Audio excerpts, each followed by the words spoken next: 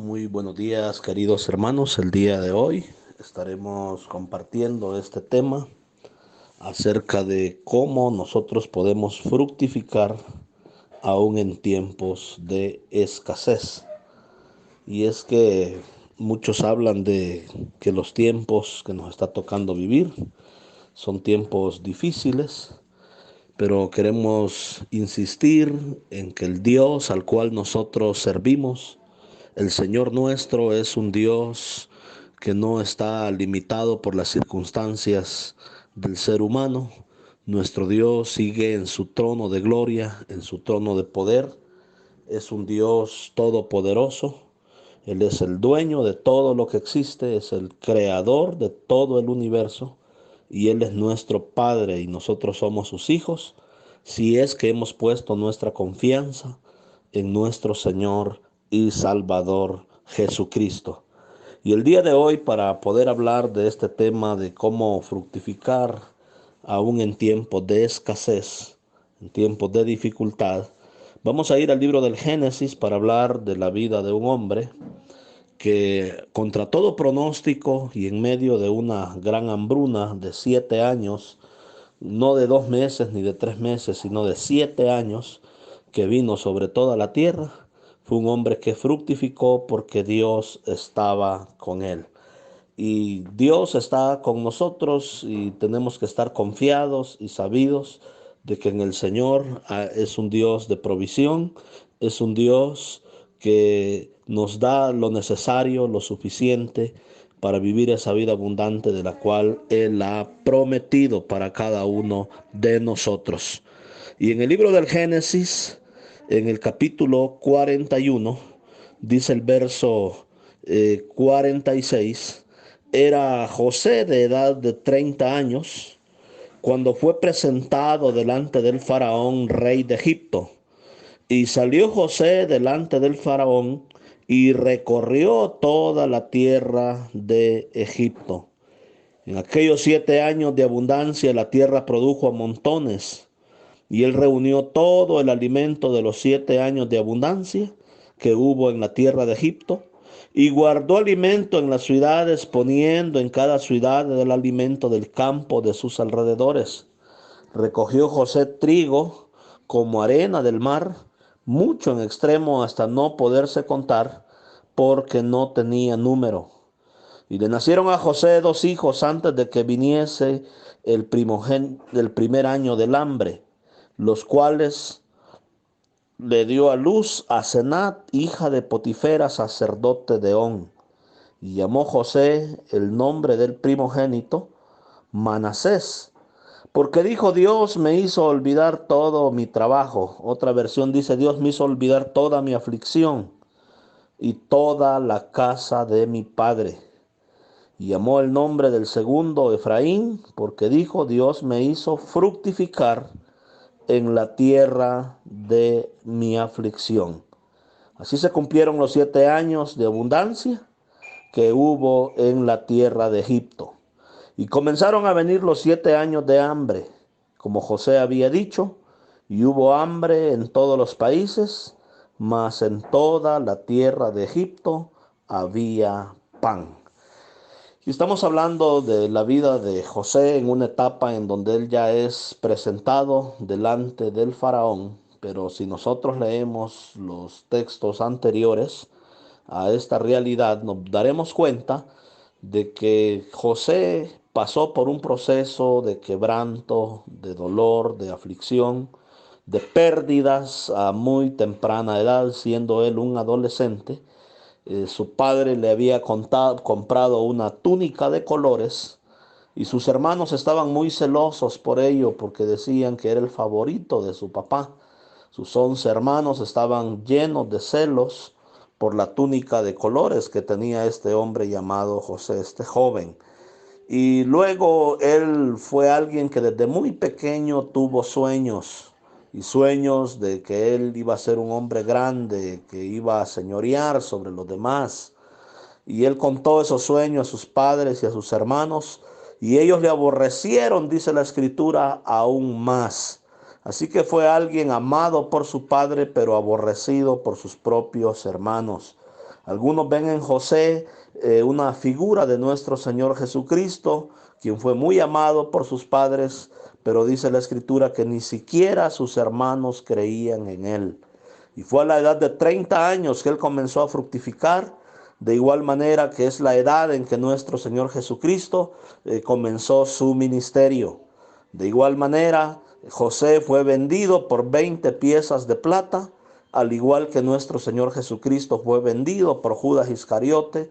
Los sacerdotes de aquel tiempo pagaron 30 monedas de plata para que le fuera entregado en el huerto de Getsemaní, nuestro dulce y precioso Salvador. Entonces hay muchas similitudes entre la vida de José y la vida de Jesús. José pasó por cárcel. Nuestro Señor también fue llevado al pretorio, fue llevado a la cárcel, fue interrogado en ese lugar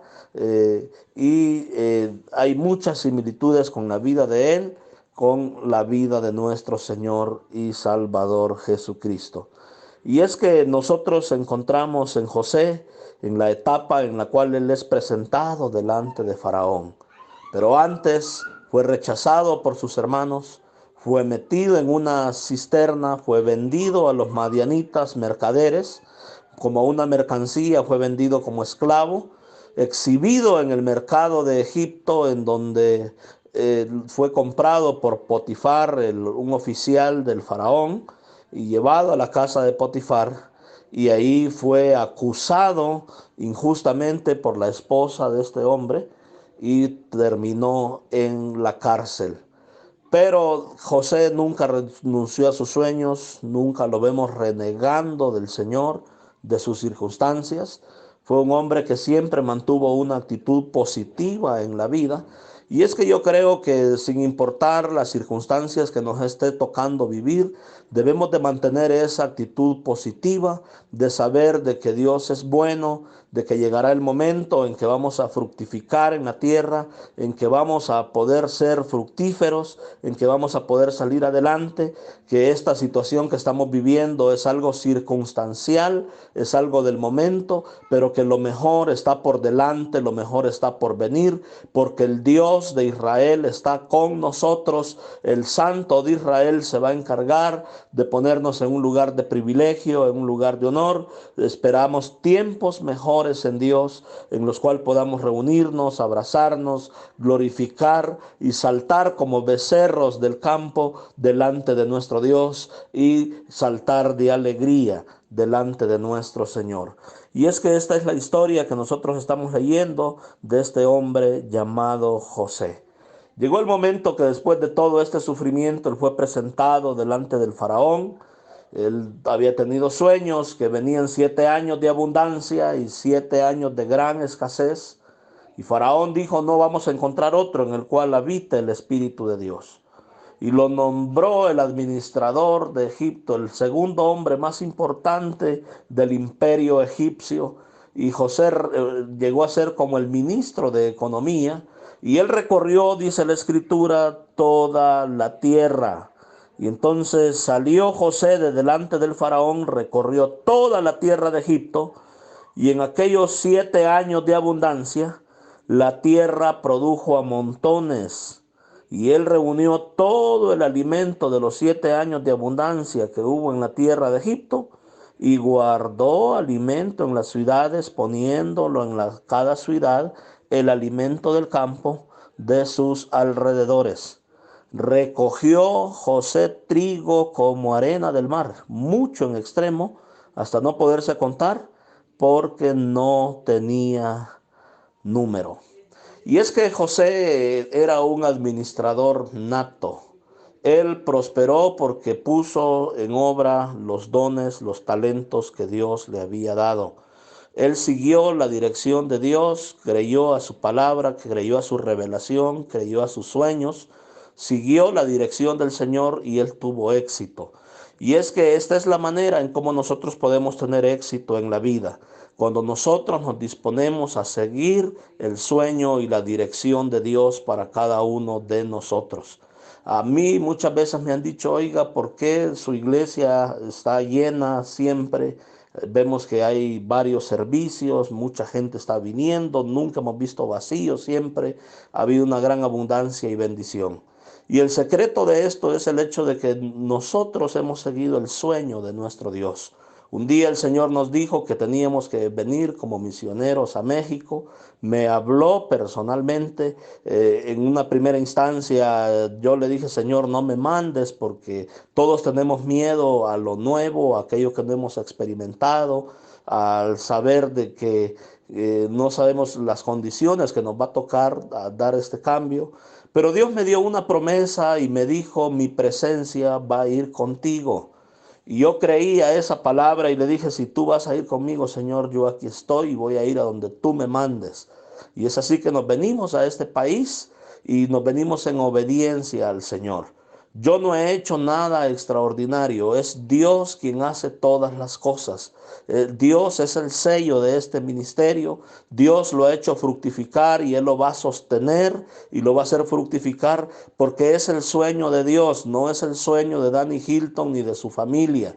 Es el sueño del Señor. Y cuando tú estás dentro del sueño, de los propósitos, de los planes de Dios, cuando estás dentro del centro de la voluntad de Dios, yo te voy a decir que venga el sol, salga el sol por donde salga, tú no temas, porque el Señor te hará fructificar. El Señor dará el sello de su bendición, de su favor, de su gracia. El problema es cuando el ser humano no está dentro del centro de la voluntad de Dios.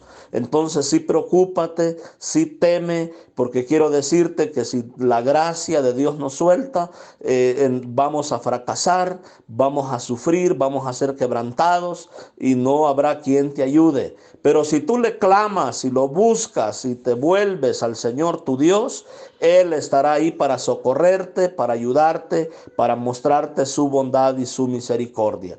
Entonces, el primer elemento para nosotros fructificar, aún en medio de las dificultades de la vida, aún cuando todo está mal a nuestro alrededor, es que tenemos que seguir la dirección de nuestro Dios.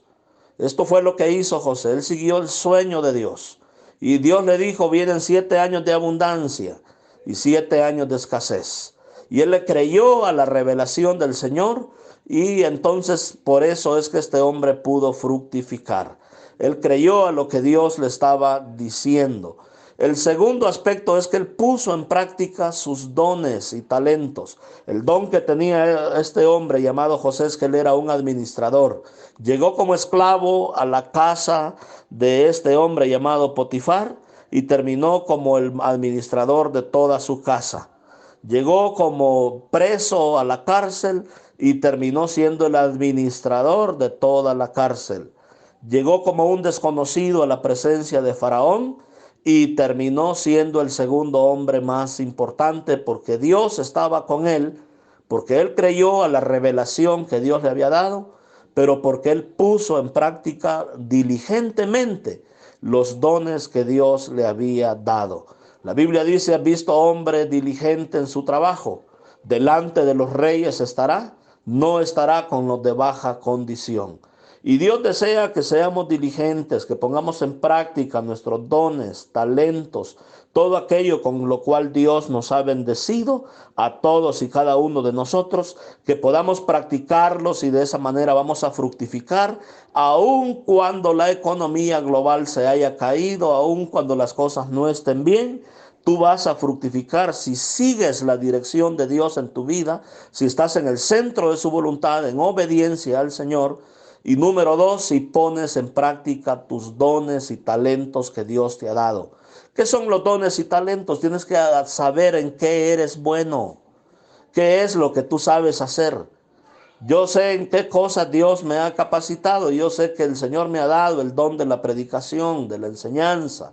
Y si yo hago lo que el Señor con lo cual Dios me ha equipado, lo pongo en práctica, en uso, y practico aquello que Dios me ha dado, lo que va a suceder es que Dios lo va a respaldar, lo va a bendecir y voy a fructificar para la gloria y la honra de nuestro Dios.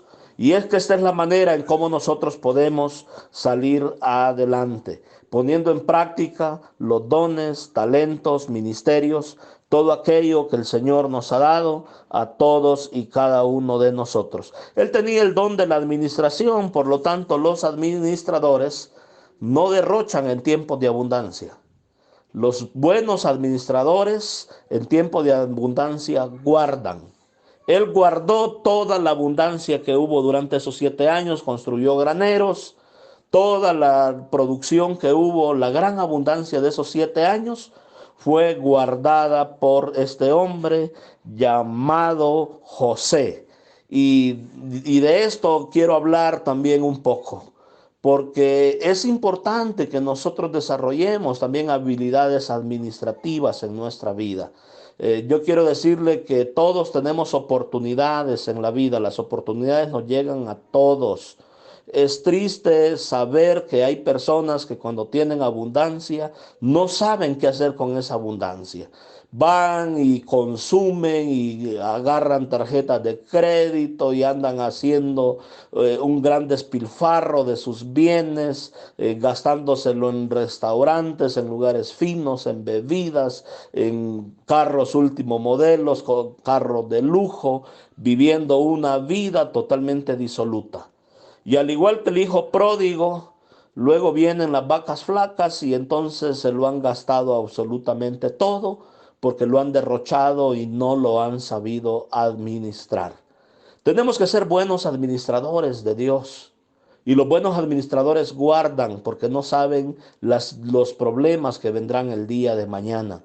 Los buenos administradores siempre son previsores, siempre están teniendo un guardadito para el día de mañana. Y entonces en esta pandemia tenemos que reflexionar sobre el estilo de vida que hemos estado llevando.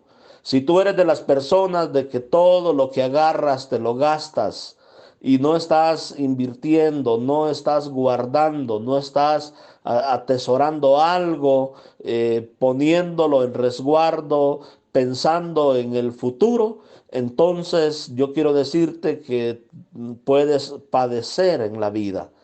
Las personas que fructifican aún en medio de las crisis de la vida son personas que saben administrar lo poco o lo mucho que llega a sus manos.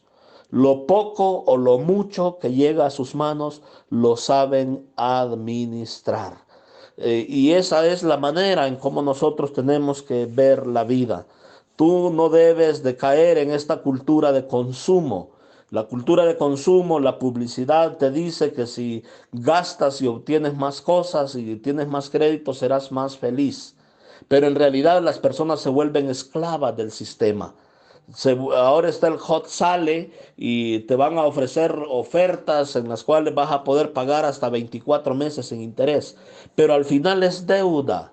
Tú no sabes el porvenir. El porvenir no debe de agarrarnos con deuda, debe de agarrarnos con efectivo, con el guardadito, con aquello que tú vas atesorando, con los bienes que vas adquiriendo, con aquello en lo cual vas invirtiendo en tu propia vida. Porque de lo contrario, entonces serás una persona que va a sufrir en los tiempos de crisis. Este hombre fructificó en medio de la crisis porque fue un administrador, porque guardó de lo que Dios le había dado. Entonces llevamos 3 elementos. El elemento número 1 es que Dios estaba con este hombre y él le creyó a Dios y siguió la visión del Señor. El elemento número 2 es que encontramos que José puso en práctica sus dones, puso en práctica sus talentos, los dotes que Dios le había dado, y de esta manera él logró fructificar. Pero encontramos aquí en el aspecto número 3 que él en realidad era un buen administrador. Él no se gastó toda la gran abundancia que tuvo durante esos 7 años, sino que guardó de esa abundancia y guardó para los tiempos de dificultad que iban a venir sobre el mundo entero en los tiempos de José. Llegamos al momento en el cual la palabra del Señor dice en el verso 49 que recogió José trigo como arena del mar, mucho en extremo, hasta no poderse contar, porque no tenía número. Y le nacieron a José 2 hijos antes que viniese el primer año del hambre, los cuales le dio a luz a Senat, hija de Potifera, sacerdote de On. Y llamó José el nombre del primogénito Manasés, porque dijo: Dios me hizo olvidar todo mi trabajo. Otra versión dice: Dios me hizo olvidar toda mi aflicción y toda la casa de mi padre. Yo quiero mencionar este cuarto elemento para fructificar aún en tiempos de angustia, aún en tiempos en los cuales hay recesión, en los cuales hay hambre, hay dificultad. ¿Cómo podemos fructificar en medio de la escasez? Y es que el cuarto elemento que nosotros encontramos es que a José le nació un hijo, su primogénito. Y el nombre, a diferencia de nosotros los hebreos, ponen el nombre de acuerdo al significado que tiene ese nombre. Y el nombre Manasés significa literalmente el que me hace olvidar. Y él dijo: Dios me ha hecho olvidar toda la aflicción que he vivido y él me ha hecho olvidar la casa de mi padre. Y es que yo quiero decirle que en verdad, si queremos ser fructíferos en la vida, tenemos que aprender a olvidar. El apóstol Pablo lo dice en Filipenses capítulo 3, versos 13 y 14: olvidando ciertamente lo que queda atrás y extendiéndome a lo que está adelante, prosigo al blanco, al supremo llamamiento de Dios en Cristo Jesús. Las personas que fracasan son aquellas que viven de glorias pasadas, que dicen: qué bien la abundancia que tenía mi abuelito, que tenía mi bisabuelo, mi mamá, mi papá. Pero ¿dónde está esa abundancia? ¿Dónde está esa provisión? No podemos nosotros vivir de glorias pasadas. Por otro lado, hay otros que tienen muy presente en su vida y dicen: es que yo no voy a poder perdonar lo que me hicieron mis hermanos, lo que me hicieron mis padres. Yo no voy a poder olvidar ese rechazo, ese abandono. Yo no voy a poder olvidar todo ese dolor que he sufrido, porque si eso es algo que yo tengo que seguir alimentando en mi vida. Y de una manera inconsciente, las personas muchas veces se quedan atrapadas en el tiempo y en el espacio. Se quedan estancadas porque no están dispuestas a olvidar, porque no están dispuestas a perdonar el agravio que han sufrido en el pasado. Y yo quiero decirte que esa falta de perdón hace que la gracia de Dios se aleje de tu vida.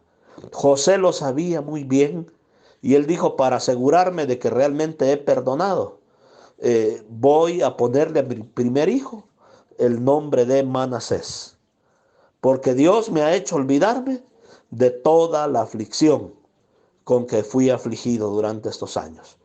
Ya voy a soltar esa idea de que fui esclavo, de que me quedé sin padres, que fui huérfano, que fui prisionero y que estuve en la cárcel.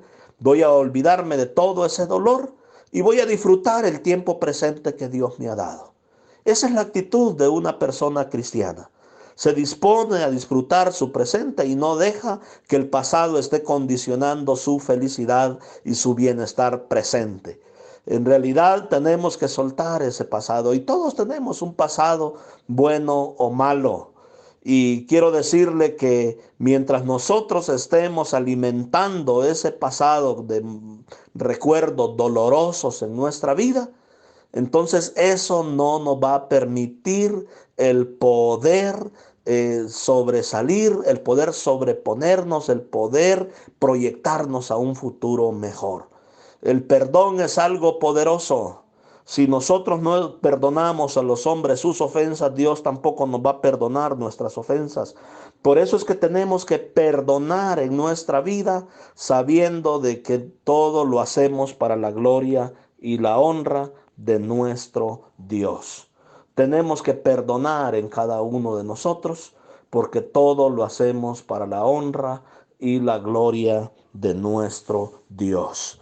Y es que, mis amados hermanos, no podemos seguir viviendo del pasado.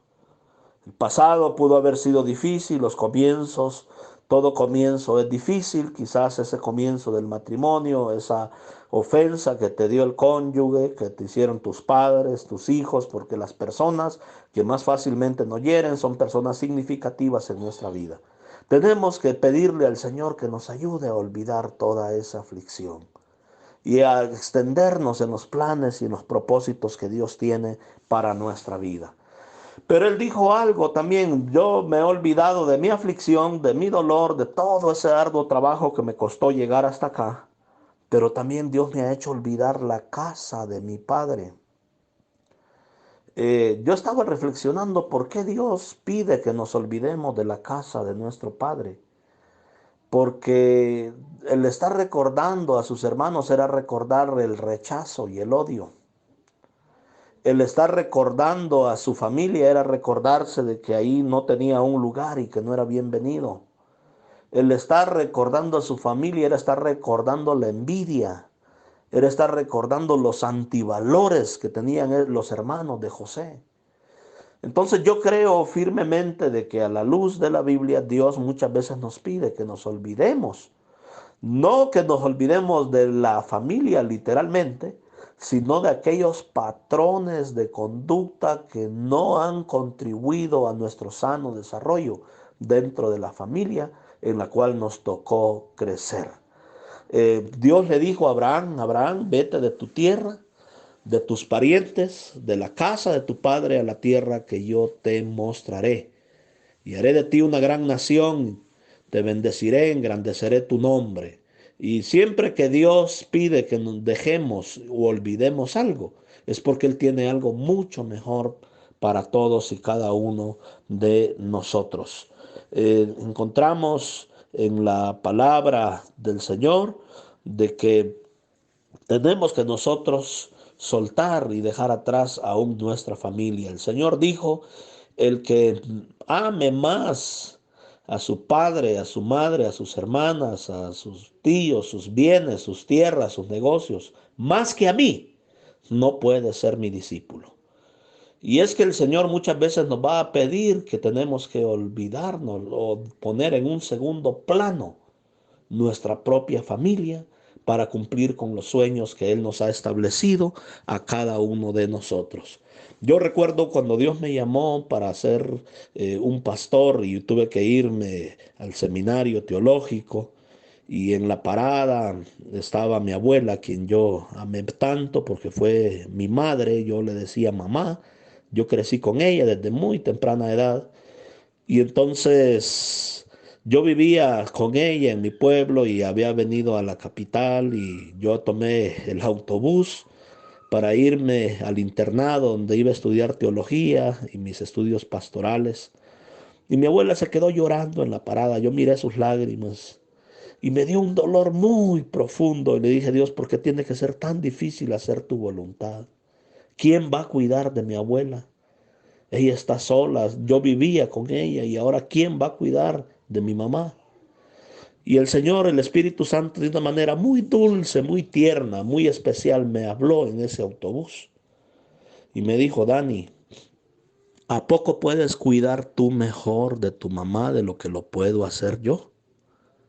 De verdad que el Señor así me habló, y eso trajo un gran consuelo a mi alma. Yo le dije: perdóname, Señor, porque ahora sé de que tú vas a cuidar de mi abuela.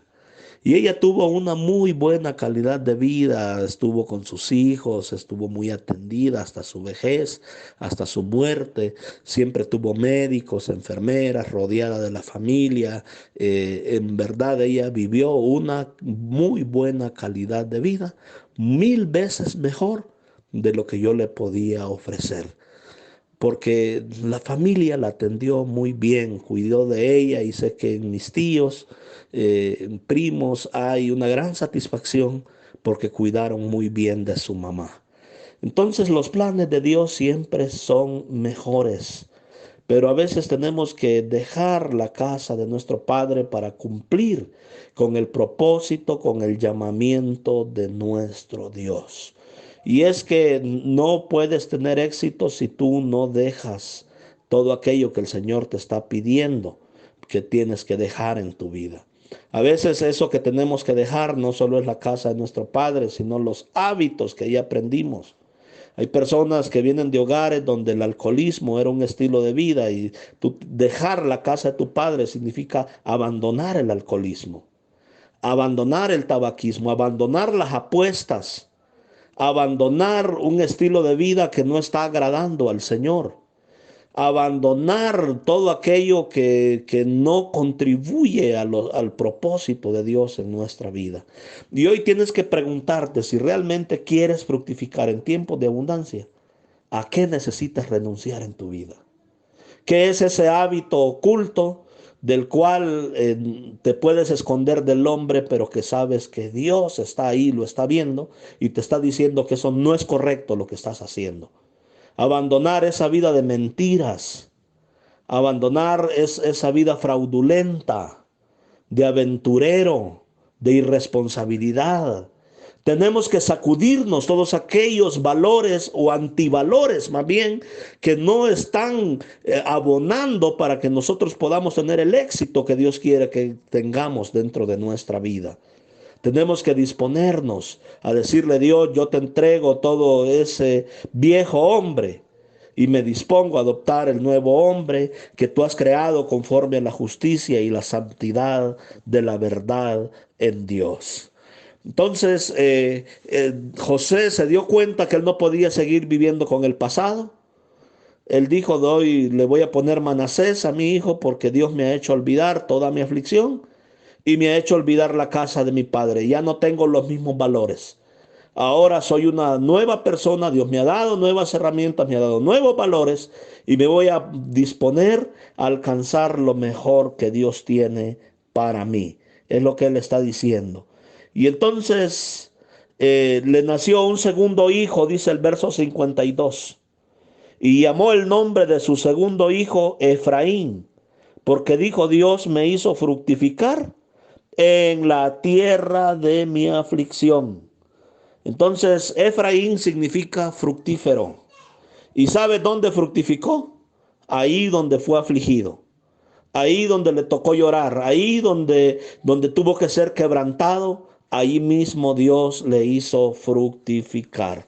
Y es que la palabra del Señor nos dice muy claramente. Vamos a ir a Eclesiastés capítulo 7, eh, verso 8. Dice así la palabra del Señor. Vamos a ver Eclesiastés capítulo 7, verso 8. Mejor es el fin del negocio que su principio. Mejor es el sufrido de espíritu que el altivo de espíritu. Entonces, es mejor el fin del negocio que el principio del negocio.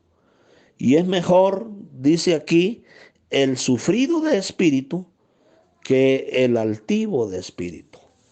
En otras palabras, a José le tocó vivir quebranto o aflicción, pero al final eso lo hizo madurar, lo hizo un hombre bien y al final lo llevó a fructificar. Qué difícil es para aquellos que nacieron en un hogar donde lo tenían todo a manos llenas y de repente se quedaron sin nada. Eso es una terrible tragedia. Es un revés terrible.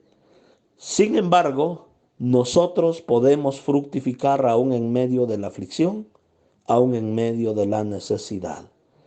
Entonces este hombre dijo, le puso a su hijo Efraín, porque dijo: Dios me ha hecho fructificar ahí en la misma tierra donde yo sufrí. Ahí Dios me ha hecho fructificar. Y Dios lo puso en un lugar de honor, en un lugar de privilegio. Llegó a ser el segundo hombre más importante del imperio egipcio, el segundo hombre más importante después de Faraón, porque Dios estaba con él. Tú puedes invitar al Señor a venir a tu vida, Pero cuando Dios viene a tu vida te va a confrontar con tu pasado, con tus antivalores, con aquellas cosas que aprendiste en la casa de tu padre que no le agradan a Dios. Te va a confrontar con tu alcoholismo, con tus apuestas, con tu fornicación, con tu promiscuidad, te va a confrontar con tu orgullo, con la maldad que hay en nuestro corazón. Pero es para nuestro bien. Es porque Dios desea que seas fructífero, que seas una persona bien, que seas una persona que va a salir adelante, que aun cuando haya crisis en este mundo, vas a salir adelante y vas a poder fructificar. Pero es Dios quien concede todas estas cosas. Es alzando nuestros ojos al Señor, es no siendo altivos y diciéndole, Señor, yo necesito que tú vengas a mi vida. Perdóname. Hoy te reconozco que tú, Señor, seas mi Salvador, seas mi Rey, seas mi Señor. Dile estas palabras al Señor conmigo: Señor Jesús, hoy te invito a venir a mi vida, te abro mi corazón, perdóname por vivir una vida alejada totalmente de lo que tú has establecido. Pero hoy, Señor, me arrepiento y quiero olvidarme de las costumbres de la casa de mi padre y quiero seguir tus caminos. Señor, gracias en el nombre de Cristo Jesús, Señor nuestro. Amén y amén. Y yo quiero decirte, mi hermano, que aunque haya crisis y haya pandemia, con Dios, siguiendo su consejo, su dirección y dando lo mejor de nosotros, vamos a poder sobreponernos, vamos a poder salir adelante y vamos a fructificar aún en nuestra tierra de aflicción. Que Dios les bendiga. Un abrazo a todos. El Señor les colme de sus ricas bendiciones. Que tengamos un excelente día. Que Dios nos bendiga en gran manera. Hoy no pudimos predicar vía Facebook porque estoy en un lugar donde no tengo internet. Estoy fuera de la ciudad. Pero quiero decirle que pronto nos estaremos viendo por estos medios y las redes sociales. Compartan, ayúdanos a compartir y que Dios te bendiga en gran manera. Amén.